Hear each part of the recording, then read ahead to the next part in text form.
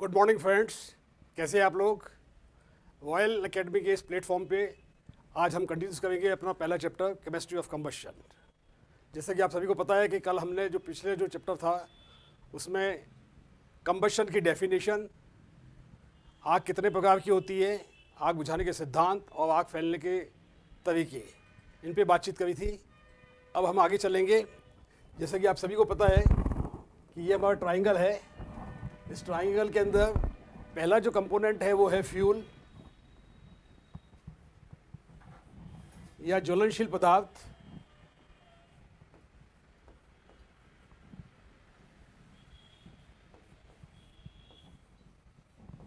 और दूसरा जो है इसमें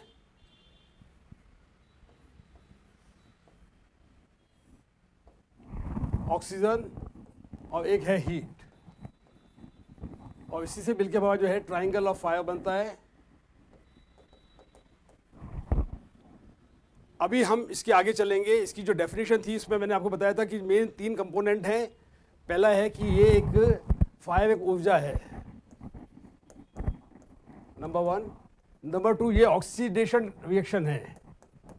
ऑक्सीडेशन का मतलब होता है जिसमें ऑक्सीजन की आवश्यकता होती है। नंबर 3, ये एक रैपिड एक्शन है। रैपिड का मतलब है तेजी से होने वाली रिएक्शन है। नंबर 4, ये जो रिएक्शन है ये एक्सोथर्मिक रिएक्शन है।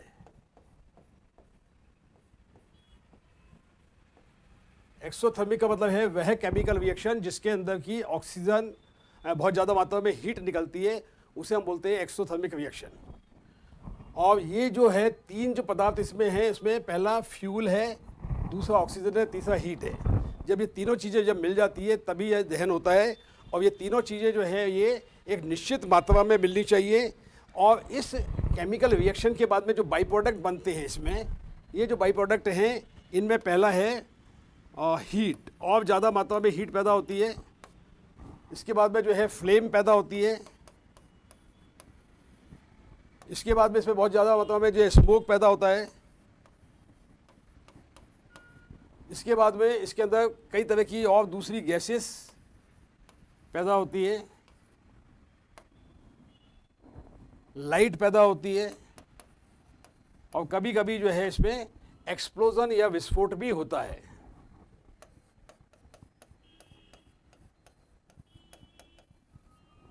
या विस्फोट।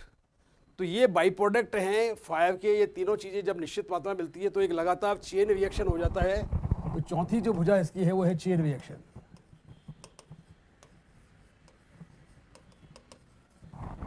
चेन रिएक्शन का मतलब है कि जब तीनों पदार्थ, ज्वलनशील पदार्थ है, ऑक्सीजन है, हीट है, ये एक निश्चित मात्रा में जब मिलते हैं तो लगातार एक चेन रिएक्शन बनता है जो कि और ऊष्मा पैदा करता है और ज्वलनशील पदार्थ को अपने आप में जो है इसको इन्वॉल्व करता है, और ये फायर जो है लगातार जलती रहती है।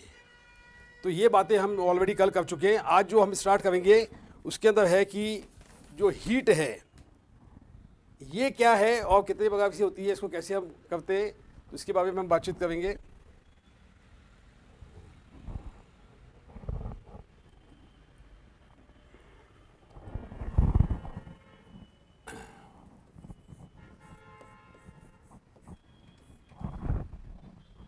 तो ऊष्मा जो आवश्यक कंपोनेंट है कंबशन के लिए, इसको नापने की इकाई क्या है, तो सबसे पहली जो इसकी इकाई है वो है कैलोरी।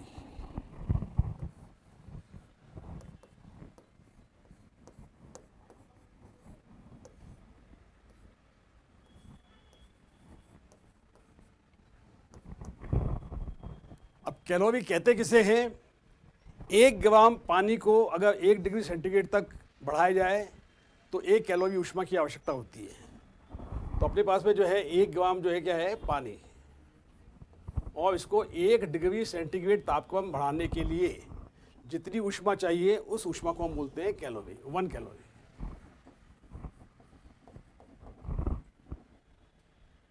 एक और ऊष्मा को नापने की इकाई है, उसको बोलते हैं British thermal unit, BTU।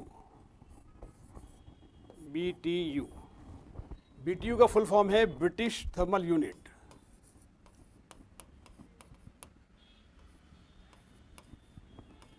British thermal unit का मतलब है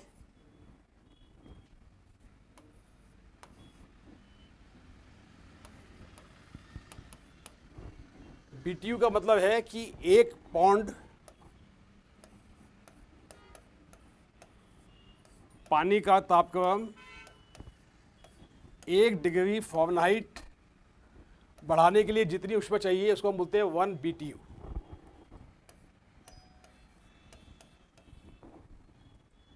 वन BTU ऊष्मा का मतलब है कि 1 पौंड पानी को 1 डिग्री फ़ारेनहाइट तक बढ़ाने के लिए जितनी ऊष्मा चाहिए उसको हम बोलते हैं 1 BTU। अब हम बात करेंगे कि ये जो तापक्रम को अभी आपने देखा है, एक तो आपके पास में यूनिट है डिग्री सेंटीग्रेड और एक है डिग्री फ़ारेनहाइट, और ये जो है,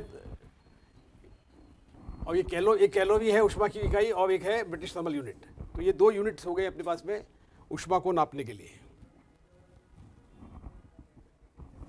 अभी आप सभी को पता है कि टेम्परेचर को नापने के लिए ये जो ऊष्मा है, इसको तापक्रम को नापने के लिए जो टेम्परेचर है उसको हम बोलते हैं तापक्रम। तापक्रम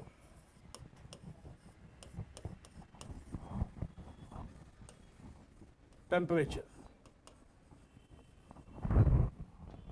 ये जो टेम्परेचर है इसको नापने के लिए जो उपकरण काम में आता है उसको हम बोलते हैं थर्मामीटर।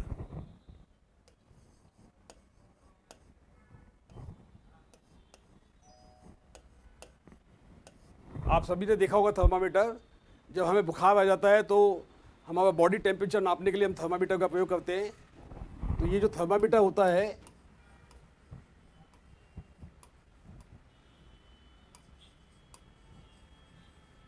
इसके अंदर जो लिक्विड है जो कि ताप को नापने के लिए काम आता है वो है मरकरी या पावा बोलते हैं हम इसको।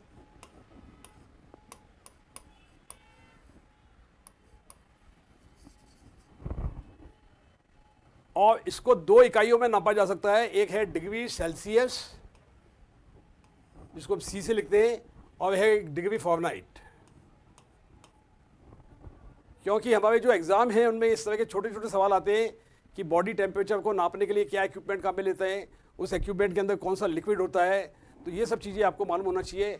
और उसको किस प्रकार से नापते हैं, कौन कौन से स्केल्स होते हैं इसमें उसको नापा जाता है, तो ये बातें हम इसमें करते हैं कि डिग्री सेल्सियस या सेंटीग्रेड भी बोलते हैं इसको,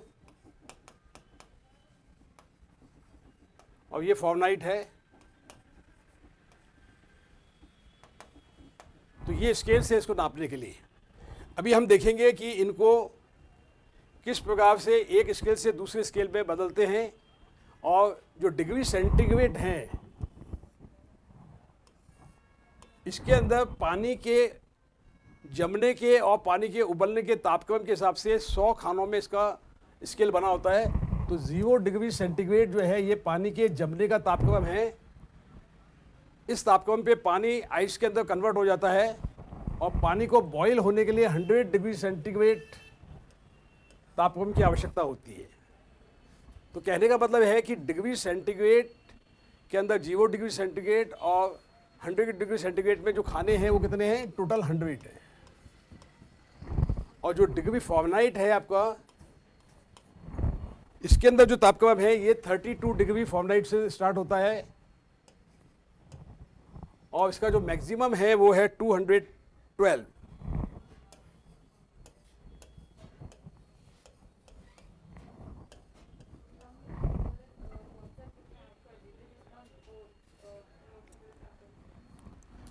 तो हम देखेंगे कि ये जो टेम्परेचर है इसको एक टेम्परेचर से दूसरे टेम्परेचर में किस प्रकार से हम बदल सकते हैं। तो इसके लिए एक फॉर्मूला है डिग्री सेंटीग्रेड इंटू 9/5 प्लस 32।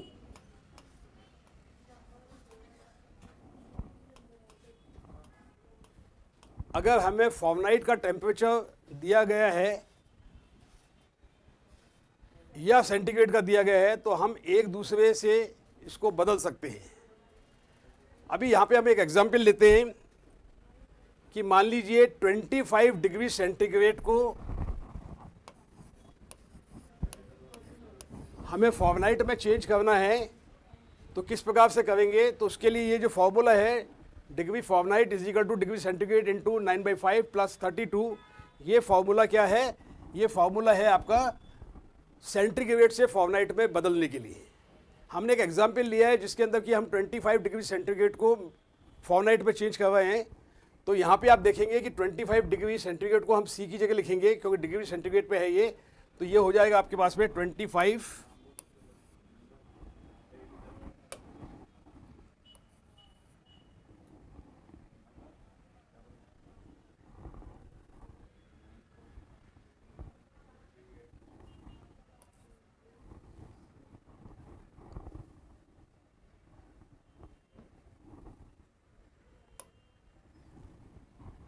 ये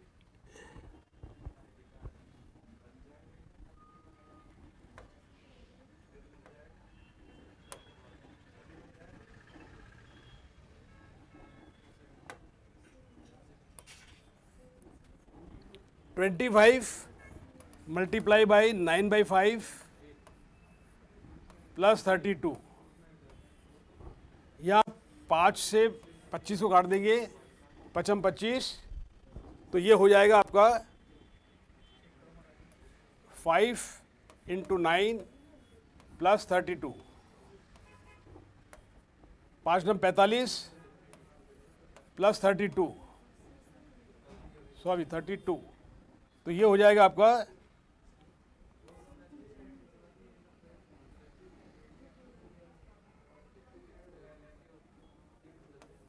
32, तो ये आ जाएगा आपका 77। यानी कि 25 डिग्री सेंटीग्रेड को अगर हम फ़ारेनहाइट में कन्वर्ट करते हैं, क्योंकि इस प्रकार के भी बहुत सारे सवाल हमारे एग्ज़ाम में आते हैं, हमें टेम्परेचर दिया होता है डिग्री सेंटीग्रेड में, डिग्री फ़ारेनहाइट में, वो डिग्री सेंटीग्रेड में फ़ारेनहाइट में कन्वर्ट करने के लिए आते हैं। तो ये फॉर्मूला तो हो गया आपका डिग्री फ़ारेनहाइट को, डिग्री सेंटीग्रेड को डिग्री फ़ारेनहाइट में चेंज करने के लिए। तो हमने 25 डिग्री सेंटीग्रेड को फ़ारेनहाइट में चेंज किया है, तो फ़ारेनहाइट हो जाएगा 25 मल्टीप्लाई बाई 9/5 प्लस 32। यहाँ पे 25 को हमने कैंसिल कर दिया है, 5 से 5 आ गया, तो ये 5 × 9 हो जाएगा प्लस 32 हो जाएगा। इस प्रकार से 25 डिग्री सेंटीग्रेड को फ़ारेनहाइट में चेंज करेंगे तो ये आ जाएगा 77 डिग्री फ़ारेनहाइट। अब इसी प्रकार से जो है हमारे पास जो दूसरा जो फॉर्मूला है वो degree centigrade is equal two degree Fahrenheit. ये जो डिग्री फ़ारेनहाइट है इसको हमें क्या करना पड़ेगा, अभी माइनस करना पड़ेगा 32, और उसके बाद में हमको 5/9 से इसको मल्टीप्लाई करना पड़ेगा।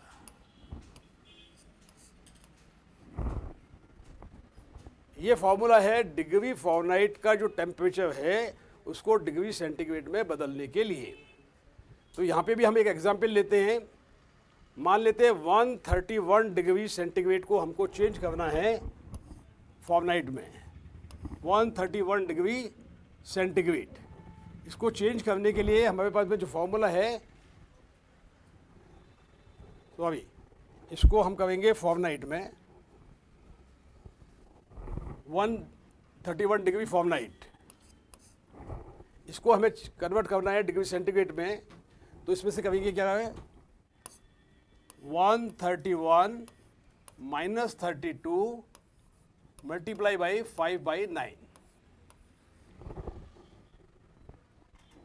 अभी 11 में से 2 गए 9 और 12 में से 3 गए तो 9, तो ये आ गया आपके पास में 99/5/9। इसको हमने मल्टीप्लाई कर दिया, क्रॉस कर दिया, तो ये आ जाएगा 11, और 11 × 5 कर देंगे तो ये आ जाएगा 55। तो ये 55 क्या आएगा, डिग्री सेंटीग्रेड।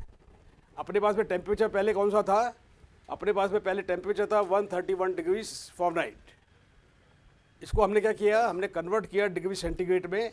तो डिग्री सेंटीग्रेड में कन्वर्ट करने के लिए हमने क्या किया, फॉर्मूला लगाया है degree Fahrenheit minus 32 plus multiply by 5/9।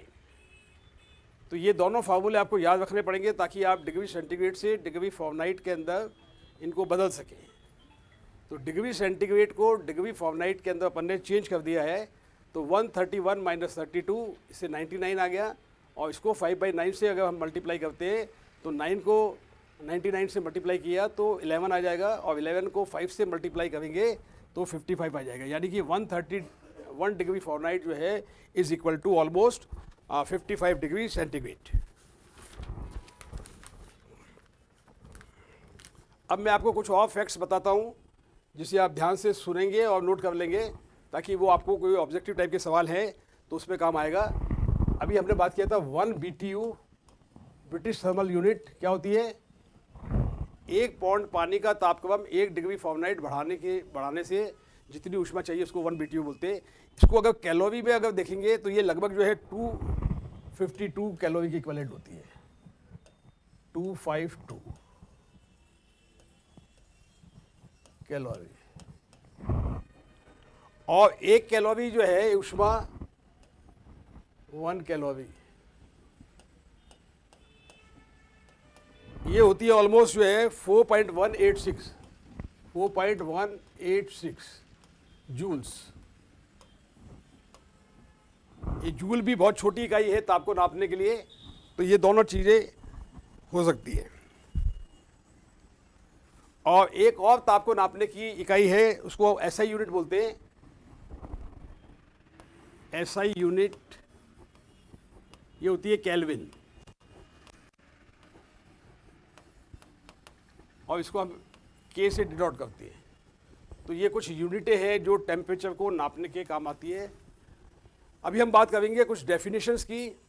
ये बहुत ही इंपॉर्टेंट डेफिनेशंस हैं और इस पर ऑब्जेक्टिव सवाल जो है हमेशा ही कई बार पूछे गए हैं कई एग्जाम्स के अंदर, तो वो हम देखेंगे कौन कौन सी डेफिनेशंस हैं। सबसे पहली जो डेफिनेशन है उसका नाम है इग्निशन टेम्परेचर।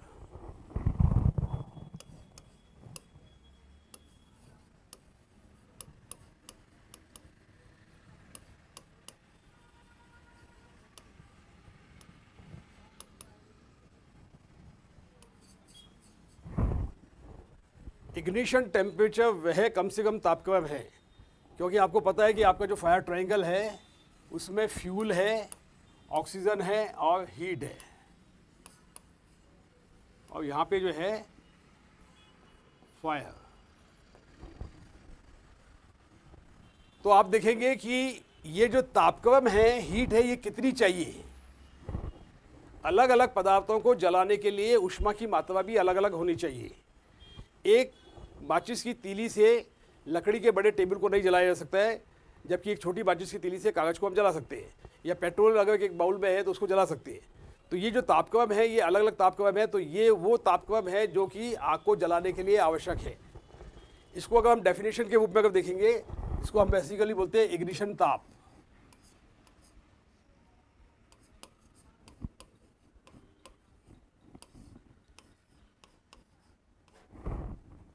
मान लीजिए यहाँ पे एक कंटेनर है जिसमें कुछ फ्यूल है,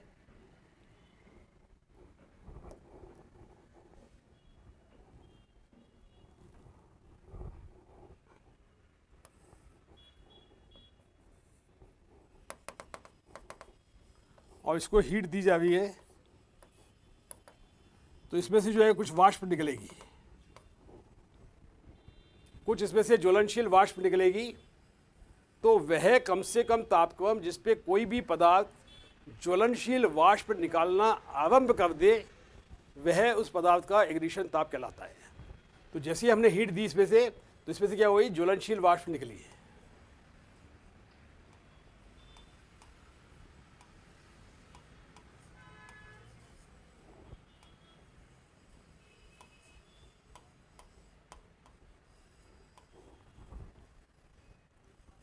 तो वह कम से कम तापक्रम जिस पे कोई भी पदार्थ ऊष्मा पाकर ज्वलनशील वाष्प निकालना आरंभ करता है, वह उस पदार्थ का इग्निशन ताप कहलाता है। और यह ताप अलग अलग पदार्थों के लिए अलग अलग होता है।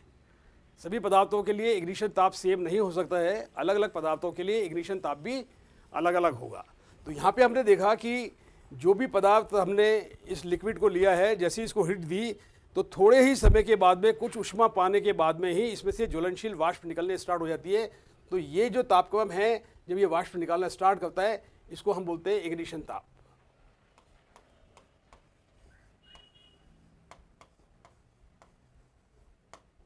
Ignition temperature. ये इग्निशन टेम्परेचर क्या है, ये कम से कम तापक्रम जिस पे कोई पदार्थ ज्वलनशील वाष्प निकालना आरंभ करता है। जैसे जैसे हीट मिलती जाती है, इसमें ज्वलनशील वाष्प की मात्रा बढ़ती जाती है। और इस समय पे अगर कोई जलती हुई लौ इसके पास में अगर लेके आए हम, तो इसमें क्या होता है, एक प्रकाश और एक फ्लेम जो है थोड़े समय के लिए पैदा होती है और तुरंत ही बुझ जाती है। अभी हम देखते हैं कि यहाँ पे हमने एक माचिस की तीली या कोई जो है एक सलाई जलती हुई लेके आए, तो इसमें क्या होगा, एक फ्लैश पैदा होगा और वो फ्लैश जो है होने के बाद में थोड़ी समय के बाद में वापस गायब हो जाएगा। तो ये जो तापक्रम है इसको हम क्या बोलते हैं, इसको हम बोलते हैं फ्लैश पॉइंट। Flash point. तो फ्लैश पॉइंट वह कम से कम तापक्रम है किसी भी पदार्थ का, वह ऊष्मा देने के बाद में उसमें इतनी ज्वलनशील वाष्प निकले कि कोई भी जलती हुई लौ लेके जाने से उसके पास में उसमें से एक प्रकाश का और एक जो है फ्लेम का मोमेंटरी फ्लैश पैदा हो और तुरंत ही बुझ जाए, तो वह तापक्रम उस पदार्थ का फ्लैश पॉइंट कहलाएगा। तो कहने का मतलब यह है कि फ्लैश पॉइंट जो है वो इग्निशन ताप से थोड़ा ज़्यादा तापक्रम होगा, क्योंकि जो है फ्लैश पॉइंट में तो क्या होता है कि मोमेंटरी फ्लैश पैदा होता है और ज्वलनशील जो है वाष्प जब निकलती है उसको हम बोलते हैं इग्निशन टेम्परेचर। अब जैसे जैसे हीट और बढ़ाई जाती है तो क्या होता है कि उसमें से जो है ज्वलनशील वाष्प की मात्रा और इतनी बढ़ जाती है कि अब इस बार जो है अगर हम ज्वलनशील कोई भी लौ लेके जाते हैं इसके पास में, तो उसमें जो है लगातार जो है फ्लेम पैदा हो जाएगी और वो फ्लेम जो है लगातार जलती रहेगी, लगातार जलती रहेगी। तो ये जो पॉइंट है जिसमें कि लगातार ये जलती रहेगी, इसको हम बोलते हैं फायर पॉइंट। Fire point. तो फायर पॉइंट किसी भी पदार्थ का वह तापक्रम है जिसमें कि ऊष्मा पाकर ज्वलनशील पदार्थ में से इतनी ज्वलनशील वाष्प निकले कि अगर उसके अंदर एक कोई भी फ्लैश दिया जाए, कोई भी जो है उसको जो है कोई लौ दी जाए, तो उसमें जो है लगातार फ्लेम पैदा हो जाएगी और वो लगातार जलती रहेगी।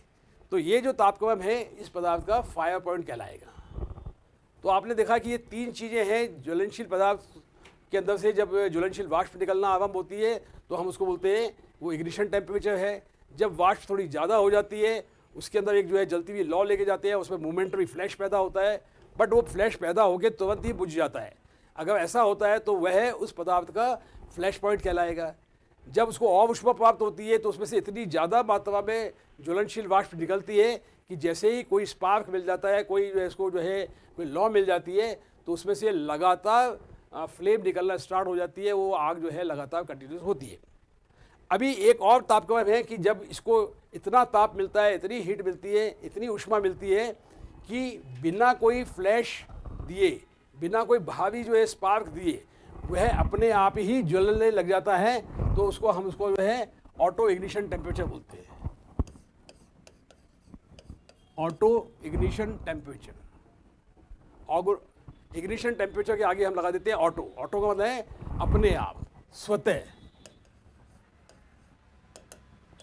तो पदार्थों में अपने आप स्वतः ही आग लगना स्टार्ट हो जाती है।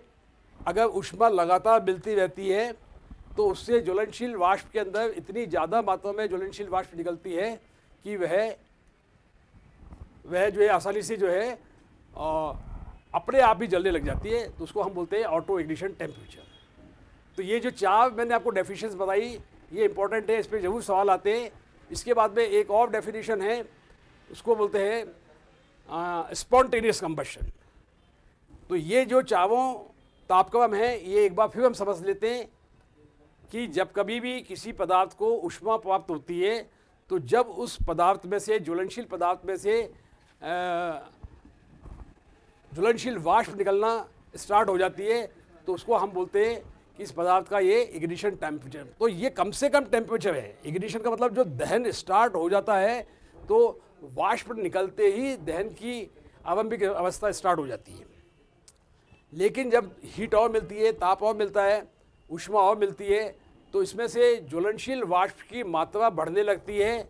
और ज्वलनशील वाष्प की मात्रा जब बढ़ जाती है और हम उसको एक कोई भी एक्सटर्नल फ्लेम देते हैं, कोई भी एक लौ प्रदान करते हैं, तो उस लौ में से क्या होता है कि उसमें से अपने आप ही उसके अंदर एक फ्लैश पैदा होता है, एक मोमेंटरी फ्लैश पैदा होता है। मोमेंटरी फ्लैश का मतलब है एक आग का झोंका पैदा होता है और वो थोड़े ही समय के अंदर वापस बुझ जाता है। तो जब ऐसा होता है तो हम उसको बोलते हैं कि ये इस पदार्थ का फ्लैश पॉइंट है। और जब हम कभी भी धीरे धीरे जो है ताप जैसे जैसे बढ़ता जाता है, हीट जैसे जैसे बढ़ती जाती है, ऊष्मा जैसे जैसे बढ़ती जाती है, तो वो इतनी ज़्यादा मात्रा में ज्वलनशील वाष्प निकालती है कि जैसे ही एक एक्सटर्नल फ्लेम लेके आते हैं तो उसमें से जो है फ्लैश पैदा होती है, फ्लेम पैदा होती है, आग पैदा होती है और वो आग फिर लगातार जलती रहती है। उस पॉइंट को हम बोलते हैं फायर पॉइंट। तो फायर पॉइंट जो है वह पॉइंट है जिसमें कि पूर्ण रूप से दहन स्टार्ट हो जाता है, पूर्ण रूप से कंबशन स्टार्ट हो जाता है, तीनों चीज़ें एक निश्चित मात्रा में मिल जाती है और दहन कंटिन्यूस करता है। और यही वो स्टेज है जिसमें कि लगातार कंटिन्यूस चेन रिएक्शन पैदा होता है। तो इस प्रकार से हम देखते हैं कि ज्वलनशील पदार्थ को और ज़्यादा ऊष्मा प्राप्त होने से, और ज़्यादा टेम्परेचर प्राप्त होने से उसमें से इतनी ज़्यादा मात्रा में हीट पैदा हो जाती है कि उसे बिना कोई बाहरी एक्सटर्नल जो है फ्लेम दिए बिना ही उसमें अपने आप ही इग्निशन स्टार्ट हो जाता है। उसको हम बोलते हैं ऑटो इग्निशन टेम्परेचर। तो किसी पदार्थ का ऑटो इग्निशन टेम्परेचर क्या होता है? वह तापक्रम है जिसमें कि पदार्थ ऊष्मा पाकर जिससे उसको ऊष्मा प्राप्त हो रही है, उस ऊष्मा से मिलने से वह अपने आप ही जलने लग जाती है। उसको बोलते हैं ऑटो इग्निशन टेम्परेचर। इस प्रकार से आपने देखा कि ये तीनों चारों जो डेफिनेशन है ये बहुत ही इंपॉर्टेंट है और इसमें बहुत सारे सवाल आते हैं कि कब जो है वो फ्लेम देने से मोमेंटरी फ्लैश होता है। तो मोमेंटरी फ्लैश है तो उसका मतलब वो फ्लैश पॉइंट है। लगातार कंटिन्यूस जो है अगर उसके अंदर जो है आग जलती है तो उसको हम फायर पॉइंट बोलते हैं। और अगर जो है अपने आप ही उसमें फिर अपने आप आग लग जाती है उसको बोलते हैं ऑटो इग्निशन टेम्परेचर। अभी हम एक और डेफिनेशन के बारे में बात करेंगे।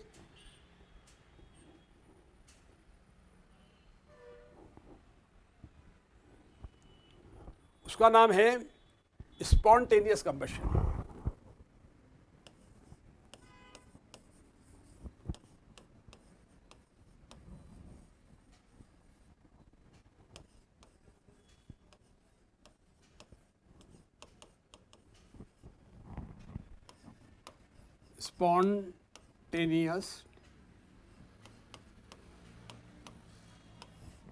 स्पॉन्टेनियस का मतलब होता है अंग्रेजी में अपने आप, स्वतः।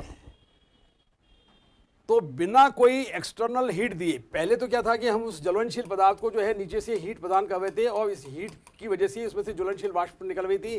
ज़्यादा वाष्प निकलने से जो है फ्लैश पॉइंट हुआ था और ज़्यादा वाष्प निकलने से उसमें फायर पॉइंट हुआ था और उसके बाद में ज़्यादा वाष्प निकलने से इसमें ऑटो इग्निशन टेम्परेचर हो रहा था। लेकिन यहाँ पे किसी भी पदार्थ, कुछ पदार्थ ऐसे होते हैं वो वायुमंडल से ऊष्मा ग्रहण करते हैं या वो अपनी ऊष्मा खुद जनरेट करते हैं और वो ऊष्मा जब बाहर नहीं निकल पाती है तो धीरे धीरे एक्यूमुलेट होती है, धीरे धीरे इकट्ठी होती है और उस ऊष्मा से अपने आप ही फिर दहन स्टार्ट हो जाता है, कंबशन स्टार्ट हो जाता है। तो जब कभी बिना बाहरी ऊष्मा दिए, कोई भी आउटसाइड हीट दिए बिना ही वायुमंडल से ऊष्मा प्राप्त करके कोई पदार्थ जो है अगर आग पकड़ लेता है अपने आप ही, तो उसको हम बोलते हैं स्पॉन्टेनियस कंबशन। तो without application of external heat, without application of external heat, बिना कोई भारी ऊष्मा प्राप्त किए ही अपने आप जब कुछ पदार्थ जो है धीरे धीरे ऊष्मा ग्रहण करके उस ज्वलनशील पदार्थ के इग्निशन टेम्परेचर तक पहुंच जाते हैं, तो वो ऊष्मा इकट्ठी होती रहती है और फिर वो जो है उसके दहन टेम्परेचर तक या फायर टेम्परेचर तक पहुंच जाती है और उनमें कंबशन स्टार्ट हो जाता है, दहन स्टार्ट हो जाता है, आग लगना स्टार्ट हो जाती है। इसी को हम बोलते हैं। अभी हम इसके कुछ एग्जाम्पल देते हैं। इनमें एक तो होता है सामान्य सा ऑर्डिनरी स्पॉन्टेनियस कंबशन, जिसमें कुछ पदार्थ होते हैं, जैसे मान लो कोयले का डस्ट है। इसका जो डस्ट के जो ढेर होते हैं बड़े बड़े थर्मल प्लांट के अंदर जो होते हैं, तो इसमें क्या होता है, ऊष्मा जो है जनरेट होती है। कोयले की डस्ट के अंदर ज़्यादा मात्रा में जब सल्फर उपलब्ध होता है तो उसमें हीट जनरेट होती है। वो वायुमंडल की जो हीट है उसको एब्जॉर्ब करती है और उसका तापक्रम धीरे धीरे बढ़ने लगता है। यह तापक्रम बढ़ते बढ़ते जो है इसके ऑटो इग्निशन टेम्परेचर तक पहुंचता है और फिर इसमें जो है अपने आप ही दहन स्टार्ट हो जाता है without application of external heat. बिना कोई बाहरी ऊष्मा प्रदान किए ही इसमें कंबशन स्टार्ट हो जाता है। तो इसको बोलते हैं सामान्य स्पॉन्टेनियस कंबशन। एक होता है केमिकल स्पॉन्टेनियस कंबशन, जिसके अंदर क्या होता है कि दो केमिकल आपस में मिलते हैं और मिलने के बाद में वो दहन स्टार्ट कर देते हैं। फॉर एग्जांपल जैसे KMNO4 लाल दवा जो कुएं में पानी साफ करने के लिए प्रयोग की जाती है, उसके अंदर ग्लिसरीन अगर मिला दिया जाए तो ये दोनों पदार्थ मिलने के बाद में ऑटो इग्निशन स्टार्ट कर देते हैं, और ऑटो इग्निशन से क्या होता है कि कंबशन स्टार्ट हो जाता है। तो कोई एक्सटर्नल हीट नहीं दिया आपने, दो पदार्थ लिया, एक लिया KMNO4 और दूसरा ग्लिसरीन, और इससे क्या हो जाएगा, इससे कंबशन स्टार्ट हो जाएगा। तो ये है केमिकल स्पॉन्टेनियस कंबशन। एक और कंबशन होता है, उसको हम बोलते हैं biological combustion, biological spontaneous combustion. जब कभी भी कोई भी इस पदार्थ के पदार्थ होते हैं जो कि खेती बाड़ी से पैदा होने वाले धान निकालने के बाद में जो पोड़े होते हैं उसके, उनको जब हम इकट्ठा करके रखते हैं तो उसमें क्या होता है, बहुत ही छोटे छोटे माइक्रो ऑर्गेनिज्म, छोटे छोटे जीवाणु उनके ऊपर जो है फीड करते हैं, और उससे जो है ऊष्मा पैदा होती है, और वह ऊष्मा जब इकट्ठी हो जाती है कुछ समय के बाद में उनमें अपने आप ही दहन स्टार्ट हो जाता है, अपने आप ही आग लग जाती है, उसको हम बोलते हैं बायोलॉजिकल। तो एक हो गया ordinary combustion, ordinary spontaneous combustion, दूसरा हो गया केमिकल स्पॉन्टेनियस कंबशन, तीसरा है बायोलॉजिकल स्पॉन्टेनियस कंबशन। तो इस प्रकार से जो कंबशन है ये ऑटो इग्निशन से स्टार्ट हो सकता है। तो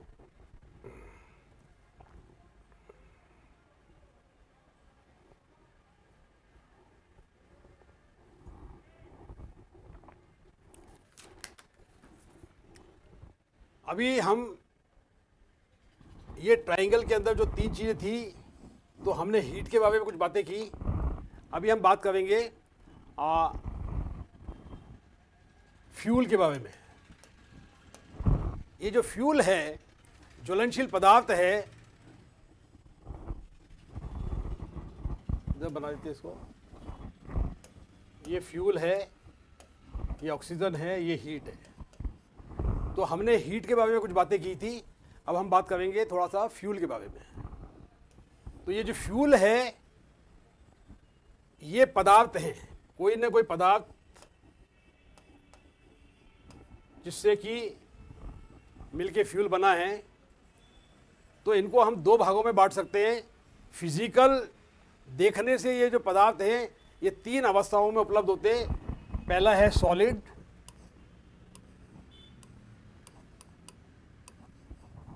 दूसरा है लिक्विड, और तीसरा है गैस। ये क्या है, ये पदार्थ की अवस्थाएं हैं। सॉलिड मतलब ठोस, लिक्विड मतलब तरल पदार्थ, और गैस मतलब गैसियस अवस्था।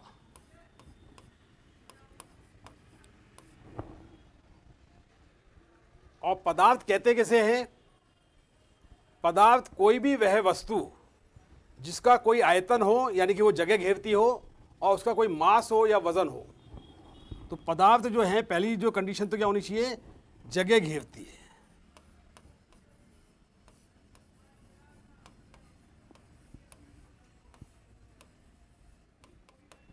यानी कि उसका क्या होना चाहिए, कोई ना कोई वॉल्यूम होना चाहिए। वॉल्यूम, इसको हिंदी में हम बोलते हैं आयतन। चाहे वह पदार्थ हमें आंखों से दिखाई ना दे, जैसे कि हवा या एयर है, ये वायुमंडल में विद्यमान है लेकिन हमें दिखाई नहीं देती है, लेकिन इसका मतलब ये नहीं कि वो विद्यमान नहीं है, उसने भी जो है एक जगह स्पेस ऑक्यूपाई की हुई है। और दूसरा जो इम्पोर्टेंट चीज़ है वो है उसका कोई ना कोई वजन होना चाहिए, वेट होना चाहिए, मास होना चाहिए। मास को बोलते हैं द्रव्यमान।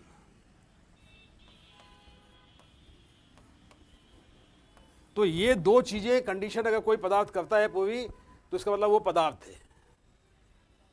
और अगर ये कंडीशन कंप्लीट नहीं करता है तो ये पदार्थ नहीं है।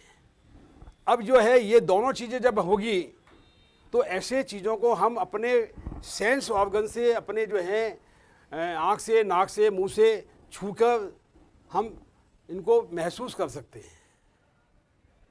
और इसकी जो तीन अवस्थाएं हैं वो कौन कौन सी है, वो है ठोस, द्रव और गैस। ये क्लियर है साहब आपको? अभी जो है हमारे पास में जो क्लासिफिकेशन ऑफ फायर है, आग का जो वर्गीकरण है, वो इन पदार्थ की अवस्थाओं के अनुसार ही था। तो पहला जो क्लासिफिकेशन का जो पहला कंपोनेंट था वो था ए क्लास फायर, जो कि ठोस पदार्थ की आग थी, और इसको ट्राइंगल में हम लिखते हैं। ये लिक्विड जो है ये बी क्लास की आग है, और इसको हम स्क्वायर में लिखते हैं और इसमें कैपिटल बी लिखते हैं। और सी क्लास की जो आग है उसको हम गैस के रूप में जानते हैं, और ये सी लिखते हैं। और जो एक और प्रकार की आग थी उसको हम बोलते हैं डी क्लास की आग, उसको हम बोलते हैं मेटल की आग, जो कि स्टार के अंदर जो है पीले कलर का स्टार होता है, उसके अंदर डी लिखा होता है कैपिटल का, जो कि मेटल फायर है, यानी कि धातु की आग। तो ये जो चार प्रकार की आग है, ये चारों प्रकार की आग क्या है? ये सभी पदार्थ हैं। ये सभी जो है पदार्थ जो है आग के अंदर इन्वॉल्व होते हैं। पहला है ठोस पदार्थ, दूसरा है तरल पदार्थ, तीसरा है गैस पदार्थ, और चौथा है मेटल, जो कि ठोस पदार्थ ही है लेकिन उसको हम क्लासिफिकेशन के हिसाब से अलग क्लास में रखते हैं। अभी अगर मान लो हम इनको केमिकल उसमें देखेंगे तो सबसे पहला जो है वो है तत्व। कोई भी पदार्थ जो नेचर में अवेलेबल है वो तत्वों के रूप में अवेलेबल है। पीरियोडिक टेबल के अंदर जो है बहुत सारे पदार्थ दिए हुए हैं। हम कुछ के एग्जाम्पल लेते हैं, जैसे ऑक्सीजन हो गया, हाइड्रोजन हो गया, क्लोरीन हो गई है, कार्बन हो गया। तो ये क्या है? ये अलग अलग तत्व हैं। तो तत्व किसे कहते हैं? जिसके अंदर ये समान रूप से उसके अंदर जो है केमिकल प्रॉपर्टीज़ हो, और उसका जो इलेक्ट्रॉनिक कॉन्फ़िगरेशन है वो समान हो। इसका मतलब यह है कि इसमें इलेक्ट्रॉन की संख्या समान होनी चाहिए। तो अगर मान लो जो है जैसे हम बनाते हैं, और तत्व के बाद में क्या होता है? यौगिक।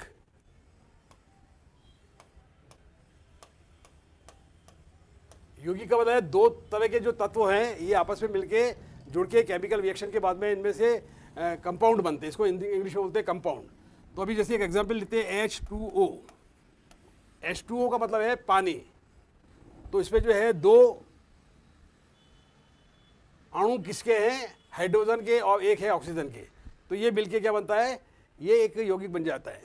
और उसके बाद में है मिश्रण। मिश्रण में क्या होता है? कोई केमिकल रिएक्शन नहीं होता है, ऐसे ही दो वस्तुएं अगर आपस में मिल जाए तो उसको हम मिश्रण बोल सकते हैं।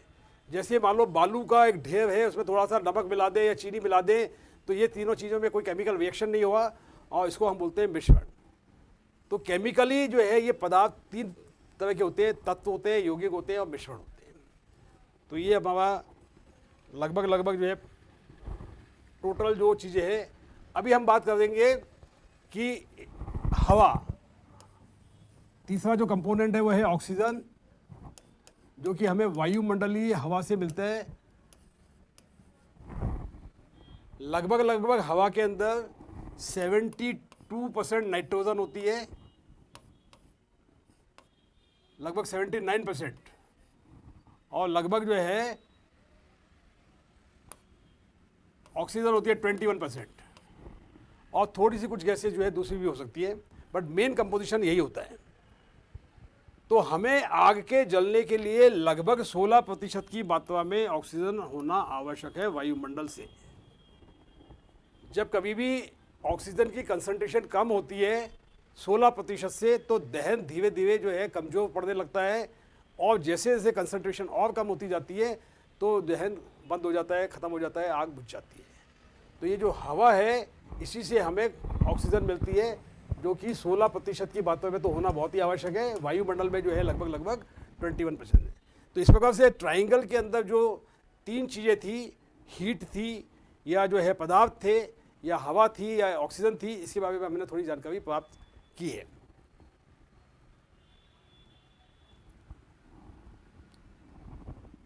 अभी आप ये देखें कि केमिस्ट्री ऑफ कंबशन के अंदर किस किस प्रकार के सवाल आते हैं, वो मैंने आपको क्वेश्चनरी आपको दे दूंगा, उसको आप सॉल्व कीजिए। जो सवाल मैंने यहाँ पे पढ़ाए हैं उसमें से आपको जो है मैक्सिमम क्वेश्चंस मिल जाएंगे, और जो नहीं मिलेंगे उनकी भी जो है आंसर शीट आपको दे दी जाएगी। तो इसके अंदर अगर आपका कोई सवाल है तो आप पूछ सकते हैं। जो मेरा क्या बोलते हैं ब्लॉग होगा, या जो आपको जो फीडबैक होगा उसमें आपको मिल जाएंगे। अभी हम ये देखना चाहेंगे कि जो आग लगती है उसके लिए हीट कहाँ से आएगी। हीट के बारे में तो हमने जानकारी प्राप्त की है, लेकिन सोर्स ऑफ इग्निशन, ट्राइंगल के अंदर फ्यूल है, ज्वलनशील पदार्थ है, ऑक्सीजन है और हीट है। ये हीट कहाँ से प्राप्त होगी, तो उसके लिए अलग अलग जो है सोर्सेज हैं। सबसे बड़ा सोर्स या ये कहा जाए कि सबसे ज़्यादा आग लगने की जो संभावनाएं होती है कई बार, वो होती है इलेक्ट्रिसिटी से। किससे होती है साहब?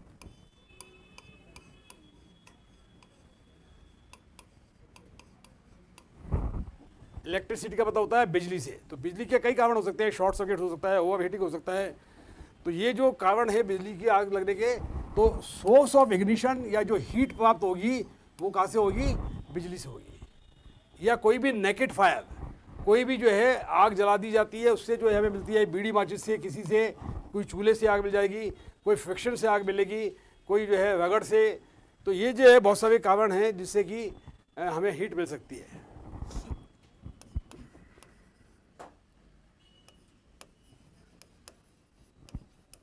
नेकेड फायर यानी कि जो आग हम जलाते हैं, चाहे हाथ तापने के लिए, चाहे खाना बनाने के लिए, या किसी और कारण के लिए, बीड़ी माचिस से जो हम फेंक देते हैं, या और कोई भी सोर्सेस हो सकते हैं, अदर सोर्सेस।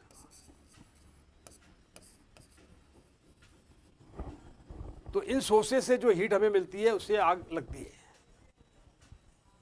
तो लगभग आपका जो केमिस्ट्री ऑफ कंबशन का जो चैप्टर है यहाँ समाप्त हो जाता है। अगर आपके कोई सवाल हैं तो आप डाल सकते हैं फीडबैक के अंदर, मैं उसका जवाब आपको जो है नेक्स्ट वीक में या नेक्स्ट जो वीडियो बनेगा उसके साथ में दे दूंगा।